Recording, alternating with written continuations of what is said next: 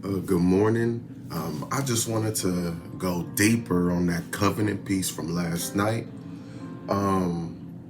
When God establishes a covenant, that covenant is in blood.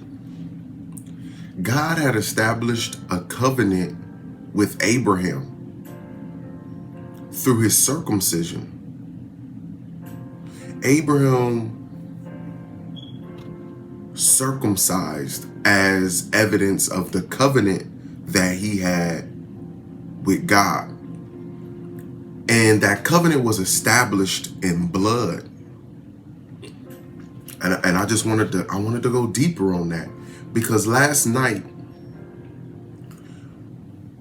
when the Israelites were getting ready to go and possess the land, Jericho, God had instructed Joshua to let them perform a circumcision. He gave them instructions that they all needed to be circumcised because they had not yet been circumcised. And so that circumcision happened in blood. It was the dripping of blood.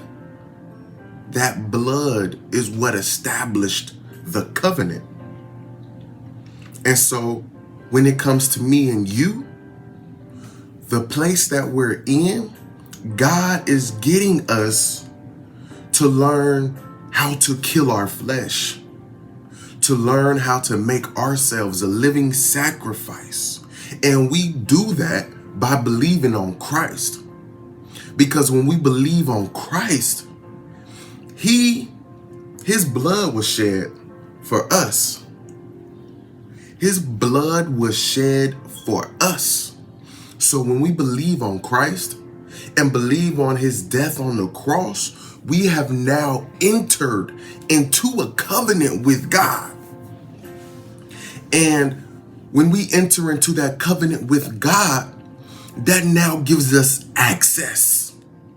See, a covenant can represent so many different things, but a covenant also demonstrates an exit strategy. The covenant also is an exit strategy. Because when Abraham performed a covenant, God was allowing him to exit a thinking. He was exiting. God had already given him instructions to leave his family. But he also had him perform a circumcision, which was an exit strategy from what he was used to.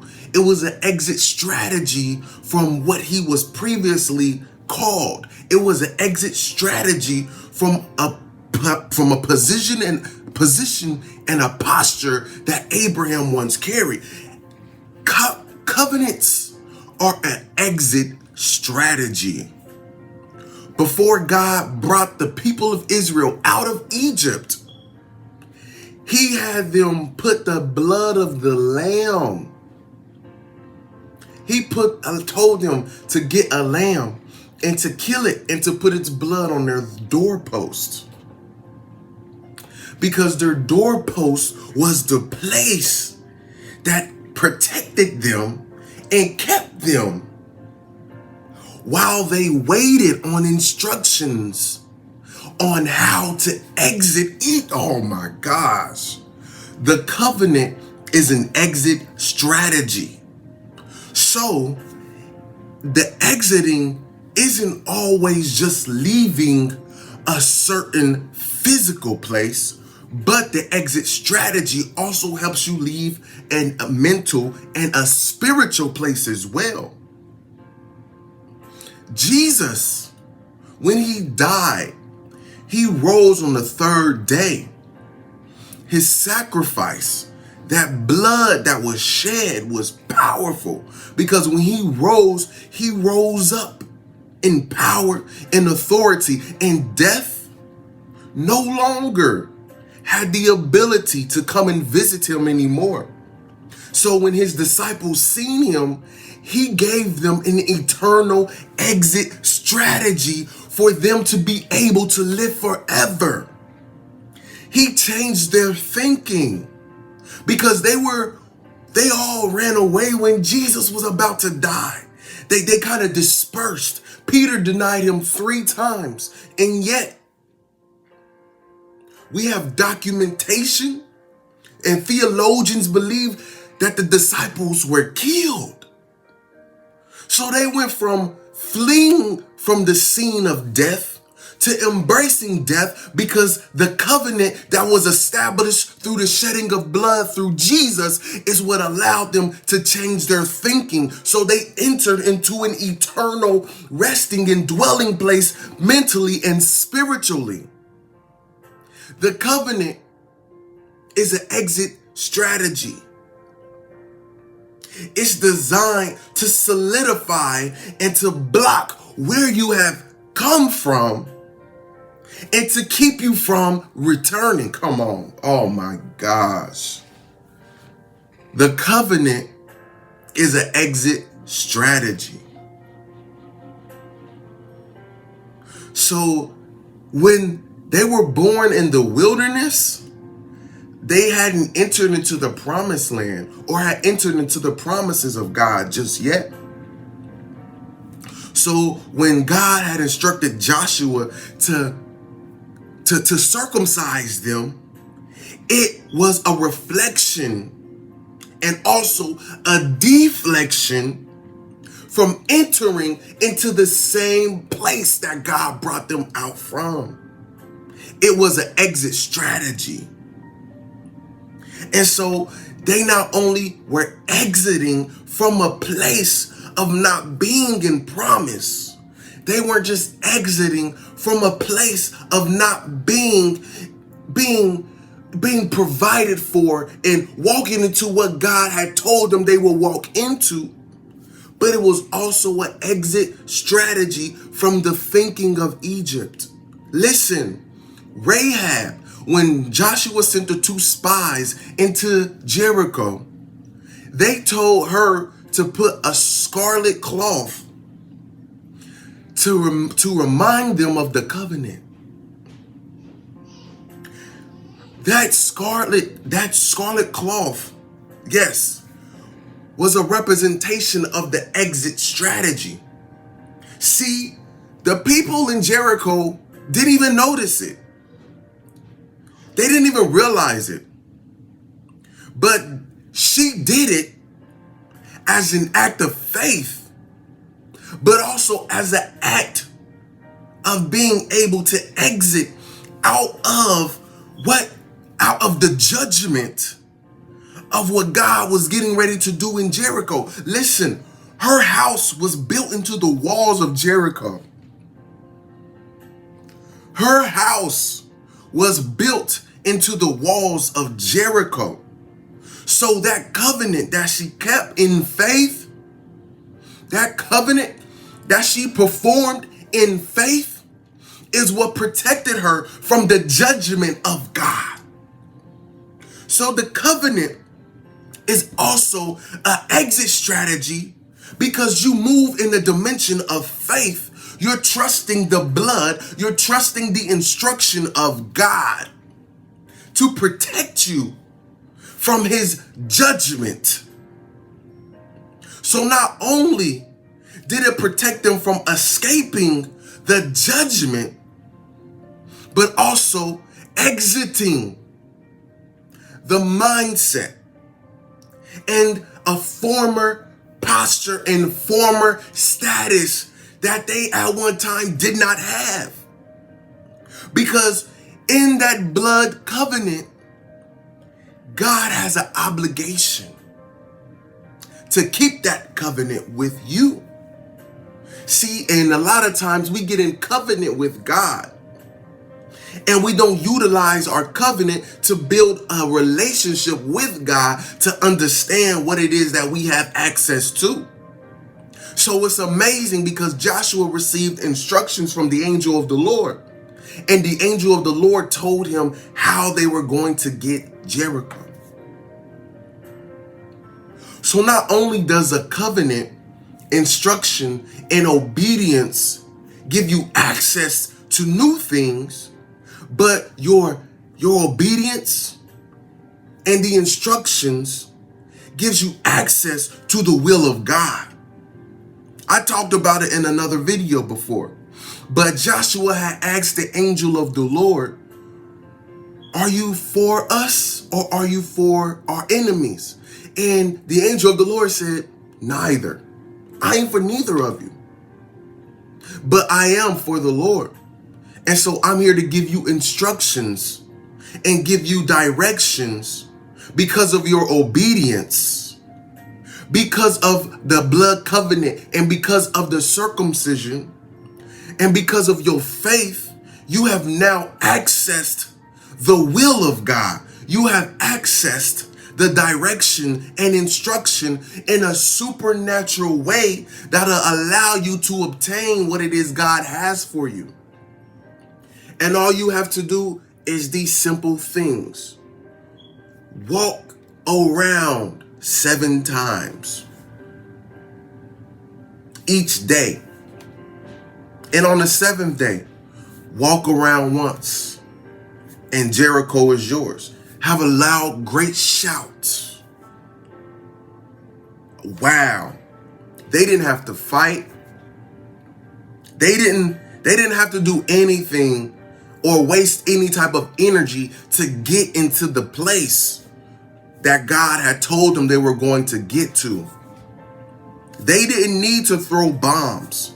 They didn't need to throw boulders or rocks or do anything to tear the walls down. God allowed the walls to fall down.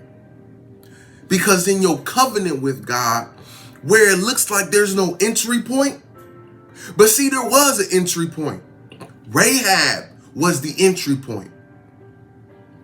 Because guess what she did? She made her home a house and a place for the Spirit of God to dwell because of the covenant. And because of the covenant, the Spirit of God had entered the place. The Spirit of God had entered the place that seemed locked up. The Spirit of God had entered the place that seemed as if it was incapable of being entered into, because they had locked the walls up, because they had heard that the Israelites were around and they had knew what had happened in Egypt.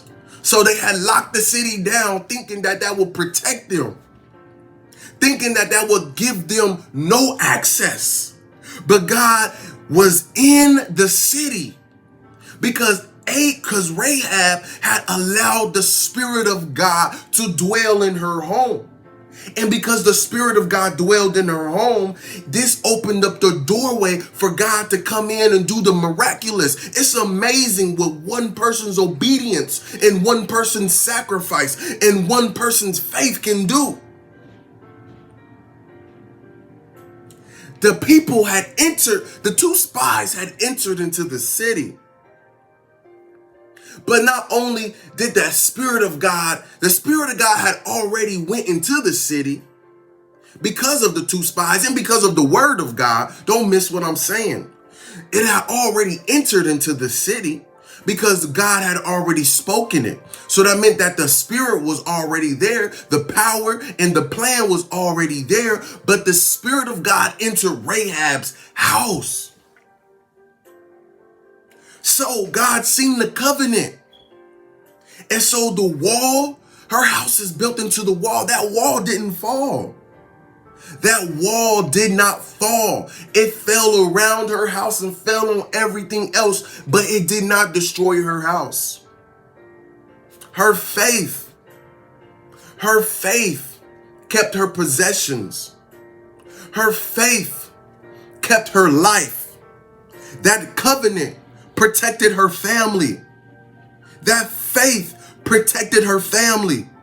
Listen, when you enter into this covenant with God, it's not just for you, but in your obedience, it can begin to spill out to people who are connected to you. This covenant and this word is so powerful to me because it helps me to see God in a different way. You know, we sometimes, we get so caught up on this law piece because we as people, we sometimes act like Peter, where we go back and forth and until somebody addresses it. But God was establishing the power even before Jesus came. He was establishing this power. This power of the Holy Spirit was here. Because there were so many things about the law. But Rahab, come on. Rahab was in the city of Jericho. And the Spirit of God protected her because of her faith. The Spirit of God is trying to get you. No, the Spirit of God is moving to get you to operate in a place of faith. So yeah, while you're waiting in that place, when you're healing, your faith has been activated because of the process that you've been through, because you've allowed yourself to be circumcised. You've allowed yourself to experience the covenant, and you put your faith in the instructions of God. You didn't put your faith just in the covenant alone, but because you allow the covenant to happen was a demonstration of your faith towards God. And so since your faith was pointed towards God, God now will honor that faith. So while you're in that place where you're healing, while you're in a place where God is nurturing you and preparing you to enter into the promise and to enter into a new place, a new position, a new status, to add more to you, understand that you are in a place of faith. And don't allow your faith to dwindle because God has not given you the next instructions yet. Your faith can't dwindle, but you have to sit in that place of faith and believe and know that God is going to do what he said he's going to do. Just be obedient. Sit in your faith so that God can do the supernatural thing and give you what he said he's going to give you. God bless you.